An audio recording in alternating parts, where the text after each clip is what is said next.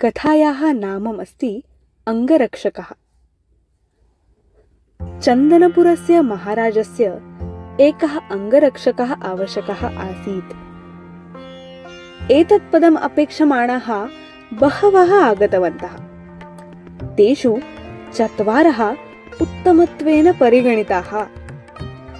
4 अपि पराक्रमेण समानाः।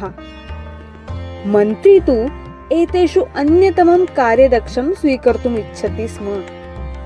अतः मन्त्री एकां लघुपरीक्षाम् आयोजितवान्।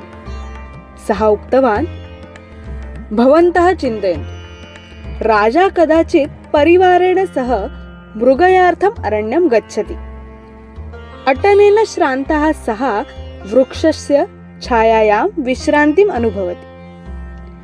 तदा भवत्सु एकः तत्र अङ्गरक्षकरूपेण अस्ति। तदानीम् एकः व्याघ्रः महाराजस्य उपरि आक्रमणं करोति। एतस्यां परिस्थितौ भवन्तः किं कुर्वन्ति? एकः उक्तवान्, अहं भयङ्करं गर्जनं कुर्वन् व्याघ्रं मारयामि।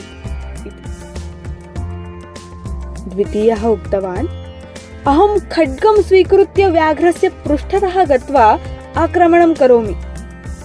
तृतीयः उक्तवान्, अहं व्याघ्रस्य महाराजस्य च मध्ये स्थित्वा अल्पे एव काले व्याघ्रं मारयामि। चतुर्थः मन्त्रिणः प्रश्नं श्रुत्वा हसन् उक्तवान्, मयि विद्यमाने व्याघ्रः महाराजस्य उपरि आक्रमणं कर्तुं न शक्नोति।